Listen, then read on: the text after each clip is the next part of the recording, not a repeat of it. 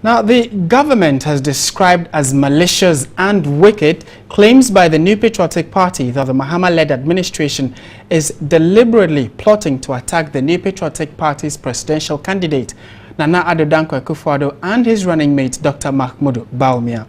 A statement from the Communications Ministry signed by the Minister of Communication, Dr. Edward Omanebuama, said the claim made by the acting NPP chairman, Freddie Blay, defies comprehension, saying it is both false and malicious.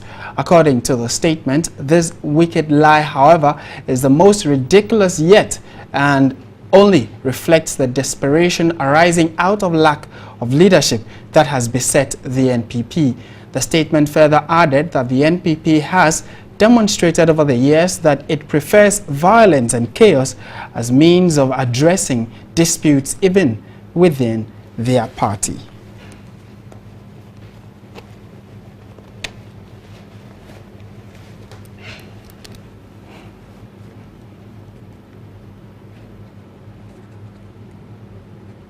All right, and we'll go to the lines now to speak to a security expert about how these things are panning out in the last few days following the arrival of some 3 South Africans into the country, and then also the banter between the NPP and the NDC following this development. We've been joined on the line by Professor Kojo Gavwa. He's with the University of Ghana, Legon, and international relations expert as well. Prof, good afternoon and thank you very much for joining us. Thank you.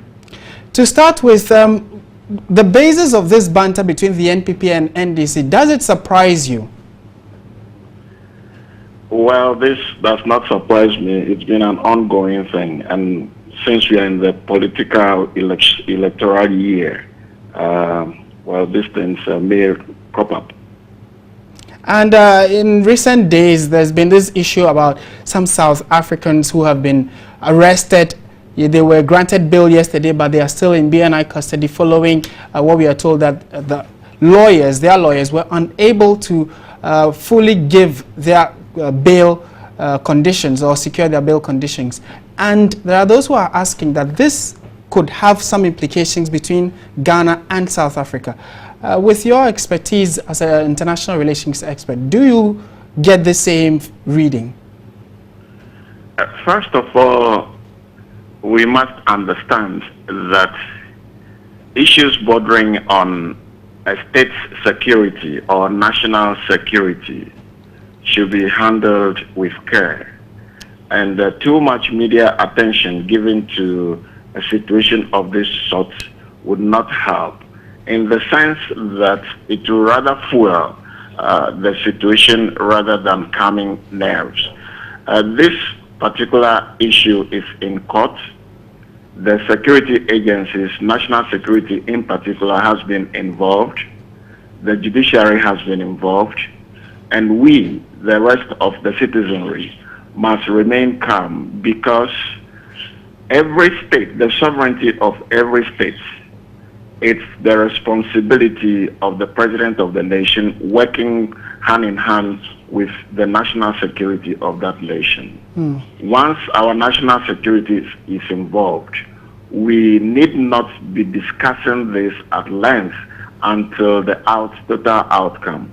As to bringing a diplomatic row between Ghana and South Africa, I think that we are not yet there. These are retired officers, Major Aziz, Warrant Officer Naidu, and Captain Jokani are not in active service. They have retired from the South African police service. Wouldn't that be? They are not here working on behalf of the South African government. They are indeed South African citizens. And so when it comes to diplomatic parties, this is something which has to be handled at government to government level. And we must wait and see how it is handled. But for us to start thinking about it bringing some discord between Ghana and South Africa, the facts do not indicate that yet. Well, that question also stems from the fact that the South African embassy here in Ghana asked that they be given access to the 3 gentlemen so at least they can speak with them. but they were not granted that access. You still... It depends on who the South African embassy in Ghana approached. Right. South Africa does not have jurisdiction over the National Security Agency of Ghana. It can only deal with the government of Ghana in such matters. Neither does it have jurisdiction over the judiciary of Ghana. So it depends on who they ask. If they ask through the government of Ghana to have access, fine. But if it's a direct thing with the national security or BNI or the judicial system, I think that could be the reason why they have not yet had access to them. And you rightly stated that it borders on security, which is a very sensitive issue. But how else do you think this can be managed so at least the three gentlemen, their rights are not curtailed in any way? Talking about the rights of three citizens of Africa who have entered Ghana and have been arrested for misconducting themselves. The security of the 25 million Ghanaians, I think compared to the security of or the rights of three South Africans, we have to think about that. We are talking about the security of the nation.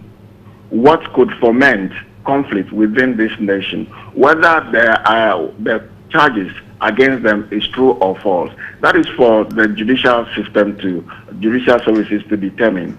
But for us to start talking about the rights of citizens, that's what I'm saying, that let's leave that to national security. I don't think the national security agencies of Ghana are naive about human rights.